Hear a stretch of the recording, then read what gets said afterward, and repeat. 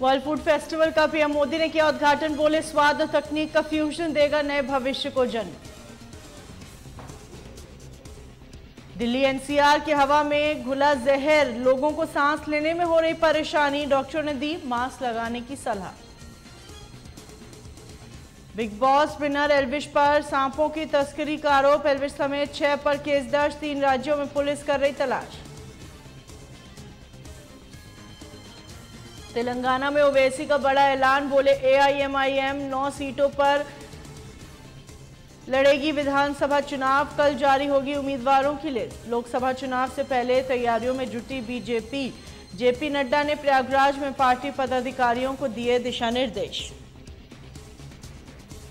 लखनऊ में deputy CM Brajesh Pathak ने जनता दरबार लगाया, अपने आवास पर फरियादियों की सुनी समस्याएं, अफसरों को दिए निर्देश। अपना दल कमेवादी पार्टी का स्थापना दिवस कल, चीफ गेस्ट के रूप में अखिलेश होंगे शामिल, इंदिरा गांधी प्रतिष्ठान में होगा कार्यक्रम। मुख्तार अंसारी के बेटे उमर अंसारी को मिली राहत, हाईकोर्ट ने मंजूरी की अग्रिम जमानत, चुनाव के समय दिया था भड़काऊ भाषण। बीजेपी नेता राजेश सिंह पर जानलेवा हमला, सुल्तानपुर पुलिस ने 3 आरोपियों किया गिरफ्तार, कई हथियार बरामद। घर में खेल रही बच्ची को उठा ले गया गुलदार, घर से 100 मीटर की दूरी पर बच्ची का शव बरामद, लोगों में भारी आक्रोश।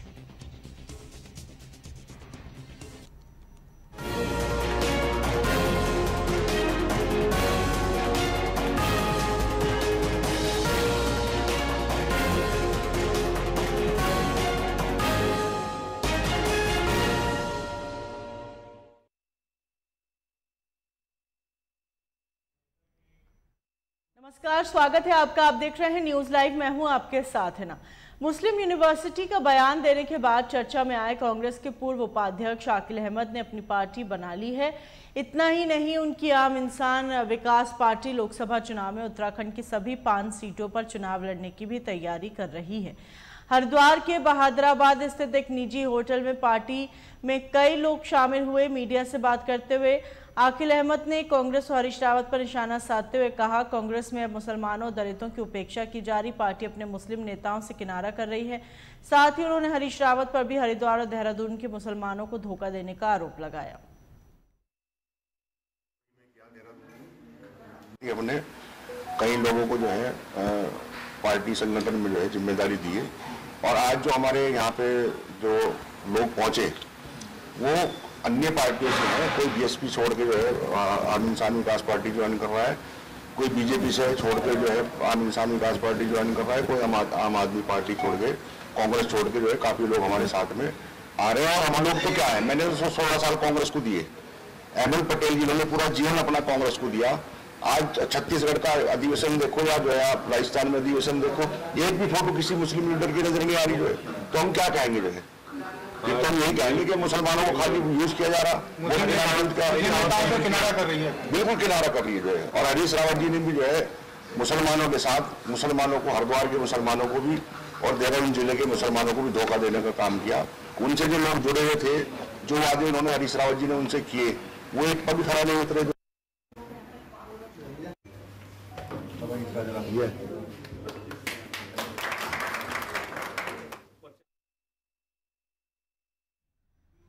आप नेता मनीष सिसोदिया और संजय सिंह के बाद अब ईडी का शिकंजा दिल्ली के मुख्यमंत्री अरविंद केजरीवाल पर भी कसता नजर आ रहा है। ईडी द्वारा अरविंद केजरीवाल को पूछताछ के लिए बुलाया था, मगर अरविंद केजरीवाल ईडी के सवालों का जवाब देने से बचते नजर आए और ईडी के सामने पेश नहीं हुए, जिसके बाद एक तरफ तो आप नेता बीजेपी पर आरोप लगा रहे हैं कि बीजेपी ईडी को कठपुतली के रूप में इस्तेमाल कर रही है, तो वहीं दूसरी तरफ बीजेपी घोटाला करने वाले नेताओं को जेल भेजने की बात कर रही है। आम आदमी पार्टी रह कहाँ गई, कहीं दिखाई देती है आपको क्या? तो उसके बारे में तो है, तो जेल में होगी जो हमारे ये कह रहे हैं। आम आदमी पार्टी जेल में है और जितने भी ये पार्टियों के बड़े बड़े लोग हैं जेलों में जाएंगे। जिन्होंने लूटा है देश को वो क्यों बाहर रहे? उनका स्थान जेलों के अंदर है। और इसलिए अब मेरिट की राजनीति होगी, न बेईमानी की होगी, न भ्रष्टाचार की होगी, न ब्लैकमेलिंग की होगी, न दादागिरी की होगी। अब यदि राजनीति होगी तो स्वच्छ राजनीति होगी। अच्छा है ना, आप ईडी का नोटिस आ रहा है, आप जवाब दे दो। यदि सीबीआई कुछ पूछ रही तो जवाब दे दो। आप जो सही है, ईडी का नोटिस आपको इसीलिए तो आएगा ना, कुछ गड़बड़ है। तो यदि गड़बड़ है तो फिर रो क्यों रहे हो? और सही हो तो बोलो 10 ईडी के नोटिस भेजो, 10 भेजो, जवाब देंगे ना। ये दम होना चाहिए।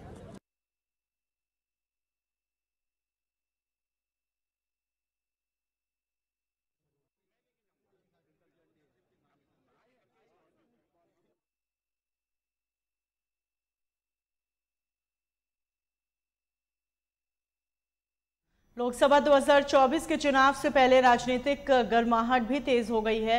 विपक्ष सरकार को घेरने का कोई मौका नहीं छोड़ रहा, तो वहीं मोदी सरकार भी विपक्ष को करारा जवाब दे रही है। मगर इस राजनीतिक लड़ाई में विपक्ष के नेता सनातन धर्म के विरुद्ध गलत बयानबाजी कर रहे हैं, जिस कारण संत समाज और सनातन धर्म से जुड़े लोग विपक्ष के इन नेताओं के विरुद्ध आक्रोशित नजर आ रहे हैं।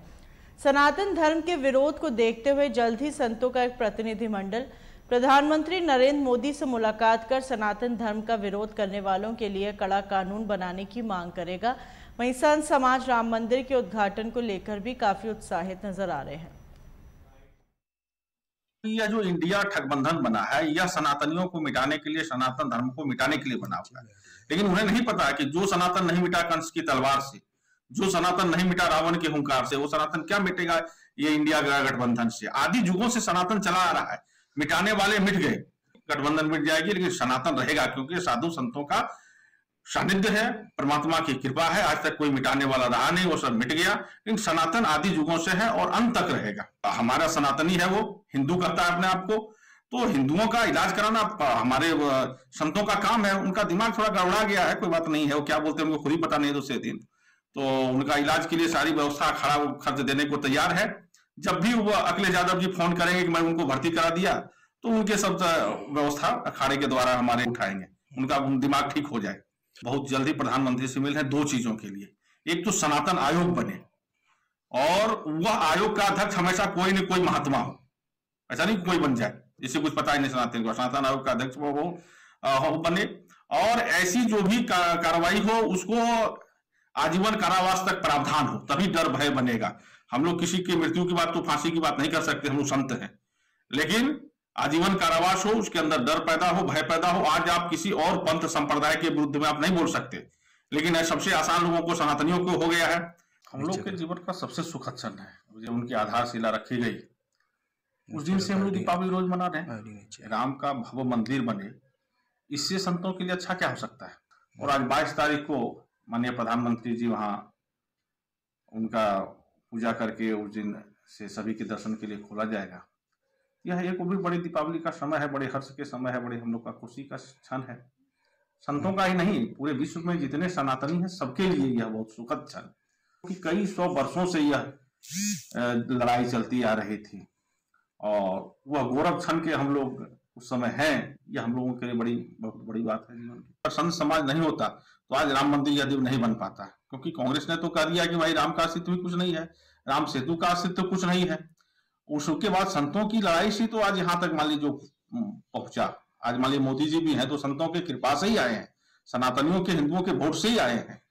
तो यह सब जो है सो सनातनियों और संतों की ही कृपा है। बिना संत के भाजपा सत्ता में नहीं आ सकती, यह भाजपा भी मानती है। इस सरकार को निश्चित ऐसा कानून बनाना चाहिए, इसलिए बनाना चाहिए कि यह जो भूमि है यह सनातन धर्म की है, ये भगवान राम की भूमि है, भगवान कृष्ण की भूमि है और तमाम महापुरुषों की भूमि है, संतों की भूमि है। इस पे सनातन धर्म के खिलाफ जो लोग बोलते हों उन पे ऐसा निश्चित एक अंकुश लगाने का कार्य हो कि वह इससे बोलने से लोग हट जाए, कतरा जाए कि हमें सनातन धर्म पर नहीं बोलना है। बहुत चीजें बोलना है, धर्म क्यों बोलना है? धर्म पे तो आदमी को बोलना ही नहीं चाहिए। ये तो भारत ही भूमि धर्म की भूमि है, सनातन धर्म की भूमि है, और तो उसपे तो किसी जात संप्रदाय के लोगों को नहीं बोलना चाहिए।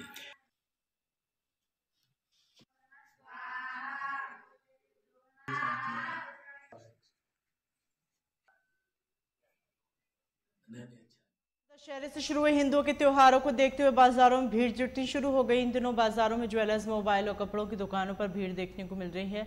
बाजारों में बढ़ती भीड़ को देखते हुए पुलिस ने भी अपनी कमर कस ली है, जिसके लिए सबसे पहले पुलिसकर्मियों की छुट्टियां रद्द कर दी गई हैं। बाजारों में जाम की स्थिति न देखने को मिले, इसके लिए बाजार में लगने वाली दुकानों को सफेद पट्टी के अंदर ही रहने को कहा गया है। वहीं आने वाले ग्राहकों को उनकी गाड़ियां उचित पार्किंग स्थल पर ही पार्क करने की सलाह दी जा रही है। लगभग सभी थानों से मीटिंग भी कर ली गई है, उनको ब्रीफ भी कर दिया गया है और एक्स्ट्रा पुलिस बल को भी तैनात कर दिया गया है, क्योंकि त्योहारी सीजन को देखते हुए लोग मार्केटिंग भी बहुत ज़्यादा करते हैं, मार्केट में भीड़ भाड़ भी बहुत ज़्यादा रहती है। और जैसा कि सराफा बाजार आप बता रहे हैं, तो सराफा बाजार पे और ये मोबाइल की जितनी शॉप्स हैं यहाँ पे भी भीड़ भाड़ काफ़ी देखने को मिल रही है इस समय। तो इनको विशेष ध्यान दिया जा रहा है। डे टाइम में भी ड्यूटी लग रही है, रात में भी हमारी पिकेट्स लग रही हैं, जिससे कि उस एरिया में किसी तरह की कोई घटना न घटित हो। देखिए, इसको हर एक साल के बाद इस साल भी मार्केट में जो हमारी वाइट लाइन है उसके साइड में ही दुकानों को लगाने के लिए बोला गया, और प्लस जो 4 व्हीलर हैं और इनका मार्केट में प्रवेश पूर्णतः वर्जित किया गया है। इनके लिए अलग से पार्किंग का अरेंजमेंट किया गया, जहाँ पे अपनी अपनी गाड़ियाँ पार्क करेंगे और सुबह अनुसार जाके मार्केटिंग करके वापस आएंगे, जिससे कि किसी एक की वजह से बाकी लोगों को परेशानी ना हो। देखिए, छुट्टियों को ध्यान में रखते, ये त्योहार को ध्यान में रखते हुए हमेशा ये किया जाता है कि इस दौरान हमारा मैक्सिमम पुलिस बल हमारे यहाँ मौजूद रहे, जिससे कि ड्यूटी लगाने में और अन्य जो हमारे यहाँ के जनता है उनको किसी तरह की प्रॉब्लम ना हो। तो इसको ध्यान में रखते हुए छुट्टियों को रोका नहीं गया, लेकिन छुट्टियों के नियंत्रण इन्होंने सूचना मांगी थी थानों से। चमोली के डीएम हिमांशु खुराना ने बद्रीनाथ महायोजना के अंतर्गत चल रहे कार्यों का निरीक्षण किया और संचालित कार्यों को समय पर पूरा करने के निर्देश दिए। डीएम ने कहा कि बद्रीनाथ का पुनर्निर्माण एवं सौंदर्यीकरण प्रधानमंत्री की महत्वाकांक्षी योजनाओं में शामिल है। श्रद्धालुओं की सुविधा के दृष्टिगत बद्रीनाथ में रात दिन कार्य प्रगति पर है। तीर्थयात्रियों को आने वाले समय में और बेहतर सुविधाएं मिलेंगी। उन्होंने निर्माणदायी संस्थाओं को निर्माण कार्य की गुणवत्ता का विशेष ध्यान रखते हुए समय पर सभी कार्य पूरे करने के निर्देश दिए। श्री बद्रीनाथ धाम में जो मास्टर प्लान के कार्य पिछले कुछ टाइम से चल रहे हैं, उसमें बारिश की वजह से जो थोड़ा काम की प्रगति कम हुई थी, वो पिछले सितंबर-अक्टूबर महीने से काफ़ी गति मिली है काम को। हमारे स्तर से भी, शासन स्तर से भी और केंद्र सरकार के स्तर से भी लगातार इसकी मॉनिटरिंग की जा रही है और हमारा यही इसमें उद्देश्य है कि तय समय सीमा में सारे जो कार्य हैं पूरे किए जा सके और ताकि जो पूरा जो मास्टर प्लान का जो ऑब्जेक्टिव है वो विदिन टाइम कंप्लीट हो सके।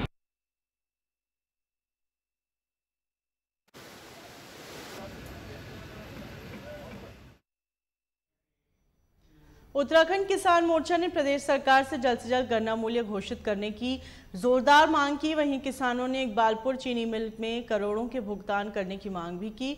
प्रशासनिक बैठक में उत्तराखंड किसान मोर्चा के राष्ट्रीय अध्यक्ष गुलशन रोड ने कहा, चीनी मिलें शुरू हो चुकी हैं। पड़ोसी राज्य उत्तर प्रदेश ने गन्ना मूल्य घोषित कर दिया है। ऐसे में किसानों की समस्याओं को देखते हुए सरकार को जल्द से जल्द गन्ना मूल्य घोषित करना चाहिए। वहीं किसानों ने चेतावनी देते हुए कहा, अगर जल्द ही गन्ना मूल्य घोषित नहीं होता है तो उत्तराखंड किसान मोर्चा आंदोलन करने के लिए मजबूर होगा। सितंबर की एक महापंचायत रुड़की में की थी, फिर जो है उत्तराखंड किसान मोर्चा एक बड़ी महापंचायत करने के लिए बाध्य होगा। क्या मांग की गई सरकार से? 600 रुपये प्रति कुंटल की मांग वो 4 सितंबर की पंचायत में भी थी और आज भी राष्ट्रीय अध्यक्ष ने बताया कि भाई जो जिले में आपदा आई है, आपदा को देखते हुए किसान का भारी नुकसान हुआ है जिले में, 600 रुपये प्रति कुंटल गन्ने का भाव होना चाहिए।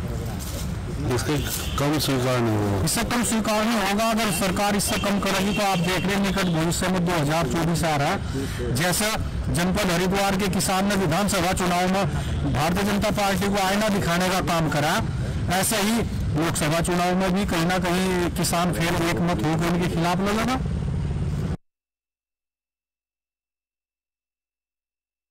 नाम तो लिख के भेज दिए ना सबके।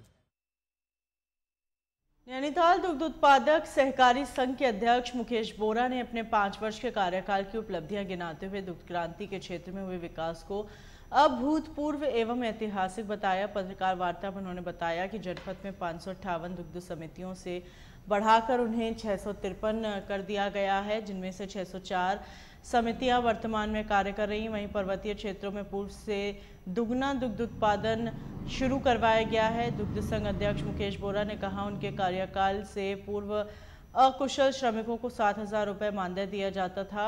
उनके कार्यकाल में अब 25,000 रुपये तक कार्मिकों को वेतन दिया जा रहा है। सभी कामगारों को ESI की सुविधा भी प्रदान की जा रही है।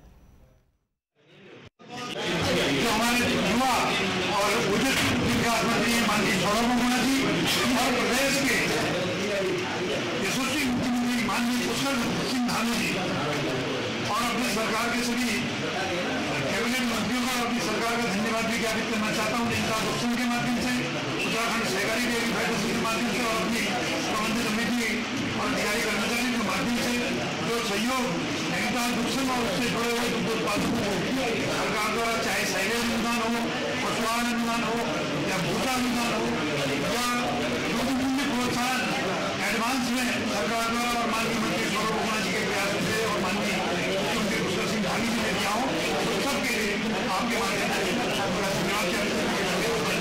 एकत्रित हुए थे। और मैं आप सबके माध्यम से अपने प्रबंधन कमेटी का, अपने प्रबंधन निदेशक का, अपने निदेशक और निबंधक डेयरी विकास विभाग और डेयरी विकास और फेडरेशन के सभी अधिकारियों को धन्यवाद।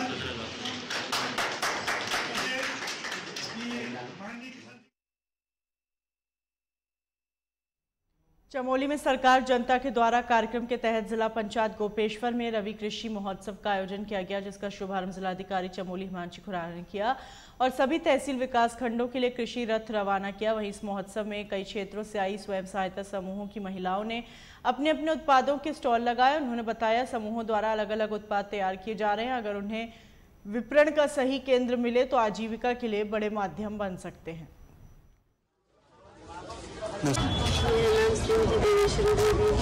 आप जो आपका जो स्वयं सहायता समूह है उसका नाम क्या है और किस तरह के उत्पाद आप बेच रहे हैं और कितना फायदा आपको लग रहा है?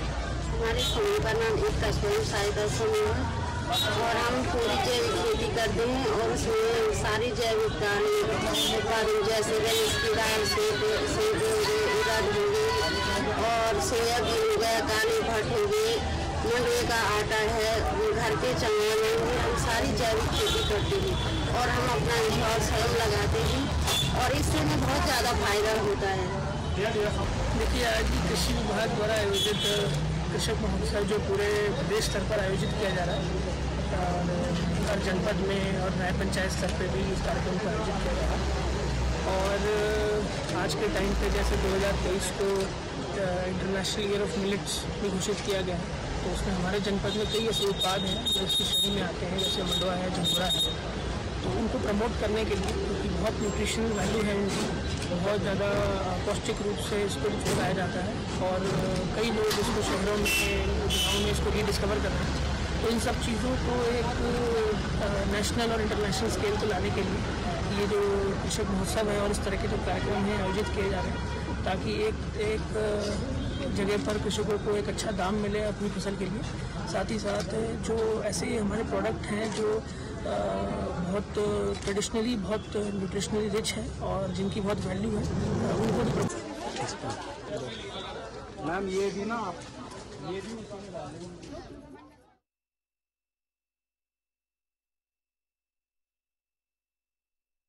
उत्तर प्रदेश के बदायूं जिले में एसडीएम सदर ने राज्यपाल के नाम समन जारी कर उन्हें हाजिर होने का आदेश दे दिया था।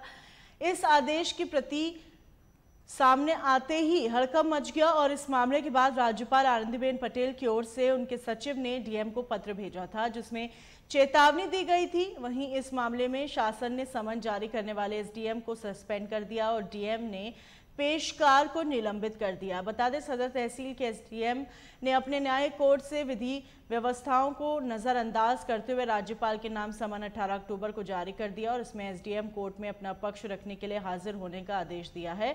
इसके बाद राज्यपाल के सचिव ने जिलाधिकारी को पत्र भेजा और इस पत्र में कहा गया था कि संविधान के अनुच्छेद 361 के अनुसार संवैधानिक पद पर आसीन व्यक्ति के खिलाफ कोई समन या नोटिस जारी नहीं किया जा सकता। यह पत्र राज्यपाल के विशेष सचिव बद्रीनाथ सिंह ने भेजा था। तो जमीन तो हमने मुकदमा डाला और जब वो बैनामा हुए हैं तो हमें तब पता चला तो वो बंजर जब नहीं थी वैसी हम पतेल काट लाया करते, इसलिए ये नहीं मालूम को कौन कब्जा है किसका क्या है, हम लोग पतेल काटने जाते थे। और जब बैनामा हुआ तब पता चला कि इसका बैनामा हो गया है। तो वो चंद्रपाल व्यक्ति नाम का लड़का वो था, वो बेच के चला गया लेखराज में। तो सड़क का जो मुआवजा मिला था, तो जो जमीन सड़क में गई थी तो उसके पैसा लेखराज को मिला और हमने मुकदमा डाला। अच्छा, तो उसमें कोई नोटिस जारी हुआ पता लगा? नोटिस की हमें नहीं, इसकी जानकारी हमें नहीं है, इसकी जानकारी हमें नहीं है। नोटिस कैसे कैसे जारी हुए आपको नहीं मालूम? हमें नहीं पता।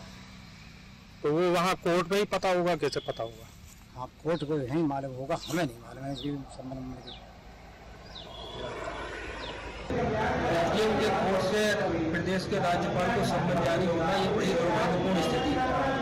भारतीय संविधान के अनुच्छेद 361 में देश के राष्ट्रपति राज्यपाल और राज्य प्रमुख को यह संरक्षण प्रदान किया गया है कि किसी भी न्यायालय में उनके विरुद्ध उनके नाम से कोई भी कार्रवाई संचालित नहीं की जाए। और इसी अनुच्छेद 361 के खंड 4 में ये व्यवस्था दी गई है यदि राज्यपाल के विरुद्ध कोई भी नागरिक किसी भी न्यायालय में कोई न्यायिक कार्रवाई संचालित करना चाहता है तो उससे 2 माह पूर्व से नोटिस प्रेषित करें। ये एक व्यवस्था है। माननीय उच्चतम न्यायालय द्वारा भी समय समय पर 5 सदस्यीय पीठ के कई निर्णय आए हैं जिसमें ये दिशा निर्देश जारी किए गए हैं कि राज्यपाल के विरुद्ध किसी भी न्यायालय में कोई कार्रवाई संचालित नहीं होगी। लेकिन एक दुर्भाग्यपूर्ण स्थिति ये है कि जितने भी लोक सेवक हैं, हमारे यहाँ भारतीय दंड संहिता की धारा 21 में लोक सेवक की व्यवस्था की गई है। इतने ये राजकीय कार्मिक हैं, ये सभी लोक सेवक हैं, लेकिन अपने को ये लोक सेवक ना समझकर राजद ऐसा आचरण करते हैं। पत्रावली का अध्ययन नहीं करेंगे, विधि का अध्ययन नहीं करेंगे, पूरी तरह अपने अधीनस्थों पर बाबुओं पर ये आश्रित है। जितने भी राजस्व न्यायालय है वहाँ राजस्व संहिता का पालन नहीं होता है, नियमावली का पालन नहीं होता, व्यवहार प्रक्रिया संहिता का पालन नहीं होता है। न्यायालय का जो पेशकार है वही पूरी कार्रवाई संचालित करता है। इसमें किसे दोषी मानते हैं आप? और इसमें पीठासीन अधिकारी का दोष है, जिलाधिकारी बदायूं का दोष है कि उन्होंने ध्यान नहीं दिया। जो एक प्रक्रिया है पेशकार पर आश्रित है, वो पत्रावली लाया, उन्होंने हस्ताक्षर कर दिए। गंभीर अपने दायित्वों के प्रति गंभीर नहीं है।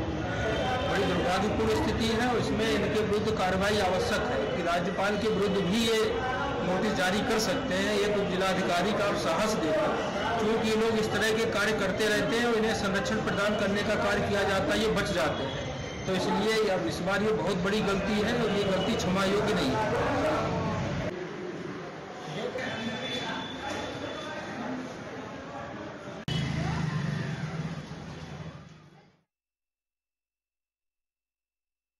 उत्तर प्रदेश के मथुरा में सीएमओ ऑफिस में तैनात कर्मियों की लापरवाही से बड़ा हादसा हो गया। यहां आज सुबह नर्सिंग छात्रावास के पास केरोसिन गैस रिसाव हो गया। इसके करीब आधा दर्जन छात्राएं बेहोश हो गई। उन्हें आनंद फानन अस्पताल में भर्ती कराया गया। सूचना पर दमकल की 2 गाड़ियां मौके पर पहुंची। करीब 1 घंटे की मशक्कत के बाद केरोसिन गैस का रिसाव रोका गया।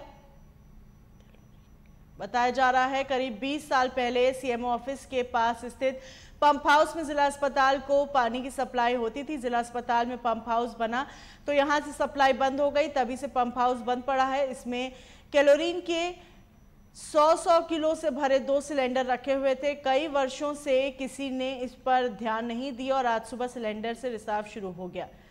इससे नर्सिंग छात्रावास में पढ़ने वाले आधा दर्जन छात्राएं बेहोश हो गई। क्लोरीन होगा ना।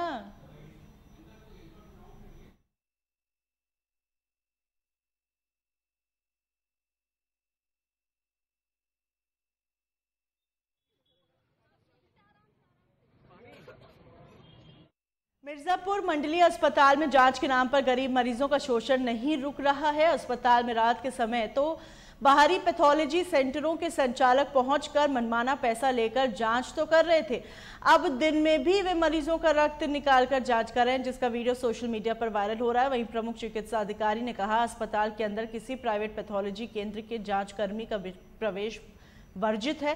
शिकायत मिलने पर जांच कमेटी बनाई जा रही है और रिपोर्ट आने पर कानूनी कार्रवाई की जाएगी। देखिए, पिछले कुछ दिनों से इस तरह की शिकायत मिल रही है। कुछ लोग कंप्लेन किए थे इस तरह की। मैंने फिजिकल वेरिफिकेशन किया तो कोई मिला नहीं, लेकिन मैंने इसके लिए सारे इमरजेंसी मेडिकल ऑफिसर को ऑर्डर किया है कि किसी भी हालत में बाहर का कोई व्यक्ति सैंपलिंग न करे, आके ब्लड न निकाले।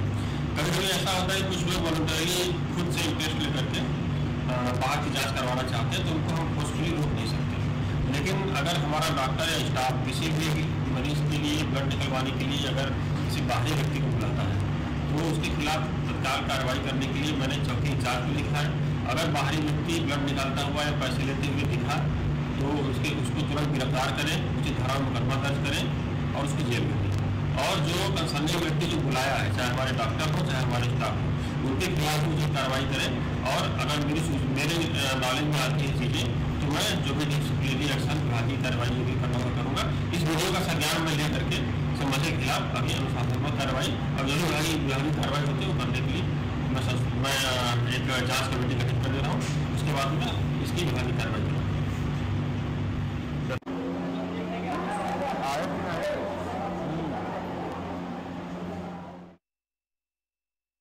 मैनपुरी जिले के एलाऊ थाने में बेटे को छुड़ाने गई महिला की थाने के सामने मौत हो गई। महिला की मौत से हड़कंप मच गया। मृतका के छोटे बेटे ने बताया, उसके बड़े भाई के साथ गांव के ही एक युवक ने जानवर को लेकर कहासुनी हो गई थी, जिसके बाद दोनों पक्षों में जमकर मारपीट हुई। इसके बाद अपने बेटे को छुड़ाने के लिए महिला थाने आई, जहां अचानक तबीयत खराब होने की वजह से वो गिर गई। वहीं पास में मौजूद पुलिसकर्मियों ने एम्बुलेंस की मदद से जिला अस्पताल भेजा, जहाँ डॉक्टरों ने उसे मृत घोषित कर दिया। वहीं घटना से परिजनों में कोहराम मचा हुआ है।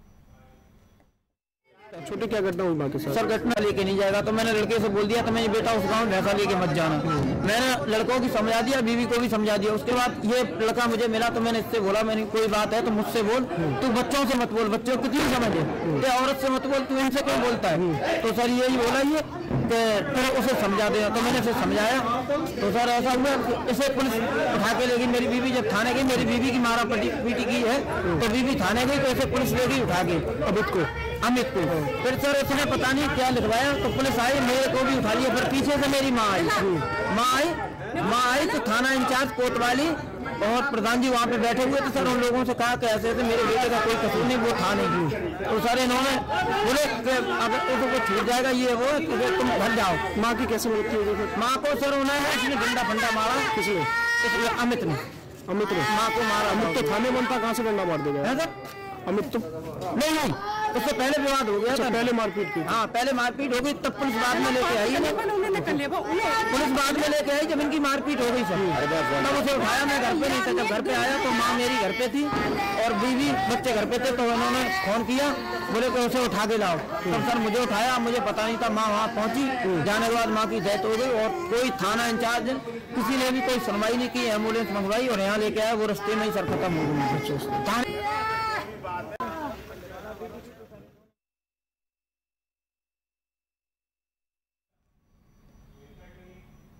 इन खबरों के साथ बुलेटिन में फिलहाल इतना ही। दीजिए इजाजत।